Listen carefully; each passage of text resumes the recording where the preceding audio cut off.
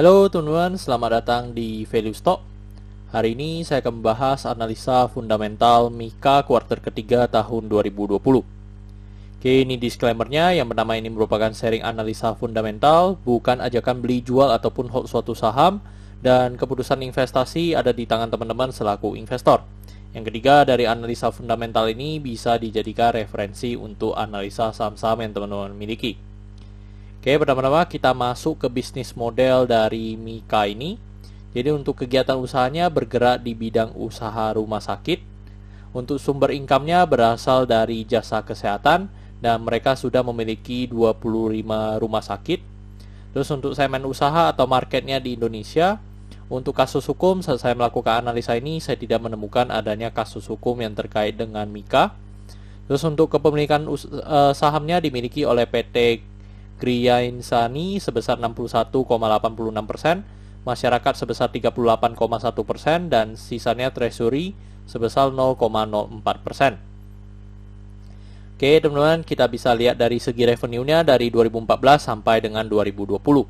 Dan dari segi pendapatan cukup konsisten mengalami kenaikan ya. Dan memang di 2020 ini hanya mengalami penurunan sedikit. Dan kalau kita lihat secara kuartal 3 2019 dengan 2020 mengalami penurunan sebesar 4,2%. Dan kita asumsikan kuartal keempatnya memiliki kinerja yang sama dengan kuartal 3. Kita juga nanti sampai akhir tahun mungkin mengalami penurunan sebesar 4,2%. Terus dari segi net profitnya cukup beragam, dan untuk kuartal 3 2019 dengan 2020 mengalami penurunan 1,2%. Dan seperti tadi kita asumsikan kuartal keempatnya memiliki kinerja yang sama dengan kuartal 3, maka sampai akhir tahun akan mengalami penurunan sebesar 4%. Dan ini menurut saya penurunannya masih sangat wajar ya. Dan sebenarnya teman-teman kan pasti bertanya, ini kan sektor yang dimana di masa pandemi ini mereka diuntungkan. Tetapi dalam satu sisi juga teman-teman, orang yang sakit pun jadi ragu-ragu untuk pergi ke rumah sakit karena masa pandemi seperti sekarang ya, takut kena dampaknya dan lain-lain, mereka malahan menghindari untuk berpergian ke rumah sakit. Itu yang menurut saya membuat laba dari Mika ini mengalami penurunan sedikit. Terus dari segi asetnya juga mengalami kenaikan, dan kenaikan 2019 dengan 2020 sebesar 5,4%. Terus dari segi utangnya juga mengalami kenaikan, dan kenaikannya sebesar 2,8%. Terus dari segi modalnya juga mengalami kenaikan, dan kenaikannya sebesar 6,3%. Oke teman-teman, ini adalah summary laporan keuangannya dari 2014 sampai 2020. Dan di sini saya akan banyak membahas tentang rasio keuangannya.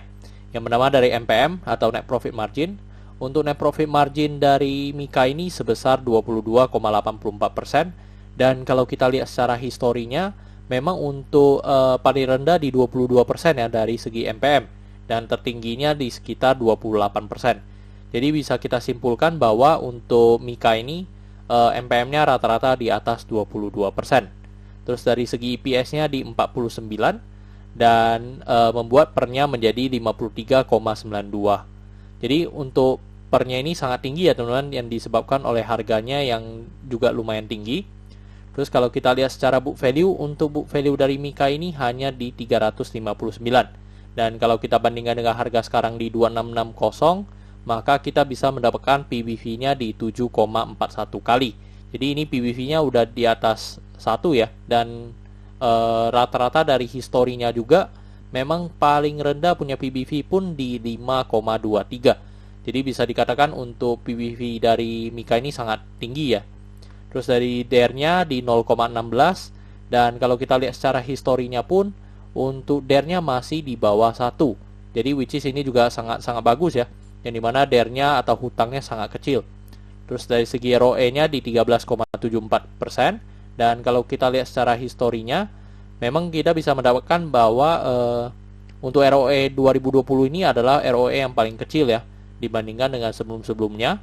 Terus dari ROA-nya di 11,87%. Nah teman-teman, saat saya melakukan video ini, saya mendapatkan harga untuk harga jual sekarang di 2660, dan dari analisa fundamental saya bisa mendapatkan nilai intrinsik dari Mika ini sebesar 2200. Jadi memiliki margin of safety minus 17%.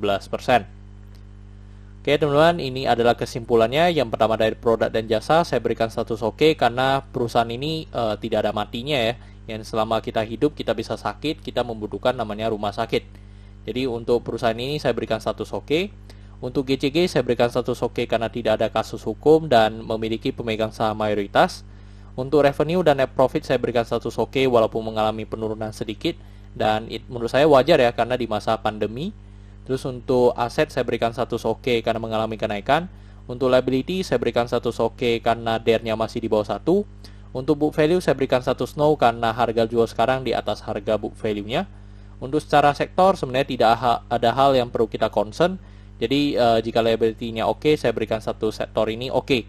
Terus untuk ROE saya berikan status oke karena di atas 9% atau 2 kali bunga deposito yang saya anut. Untuk margin of safety saya berikan status no karena negatif. Untuk dividen saya berikan status oke karena saya lihat setelah 5 tahun terakhir untuk Mika ini masih sangat royal membagikan dividen kepada investornya. Oke teman-teman, jadi kesimpulannya adalah 9 dibanding 11. Dan pertanyaannya adalah apakah saya akan membeli saham Mika ini? Teman-teman, untuk secara bisnisnya saya sangat suka ya dan sangat bagus dari laporan keuangannya juga. Tetapi dari secara valuasi harga menurut saya ini masih cukup over value. Jadi itu alasan saya mungkin tidak masuk dulu ke perusahaan Mika ini, tetapi akan saya jadikan watchlist saya untuk kedepannya kalau misalnya harganya koreksi, mungkin saya ada consider untuk masuk ke perusahaan ini. Oke teman-teman, jadi cukup sekian untuk video kali ini. Jangan lupa untuk like dan subscribe. Jangan lupa juga untuk follow saya di Instagram saya di roykan13. Dan jika teman-teman ada kode saham yang ingin saya buatkan analisa seperti ini, silakan tinggalkan di kolom komentar untuk kode sahamnya. Oke teman-teman, see you in the next video. Bye-bye.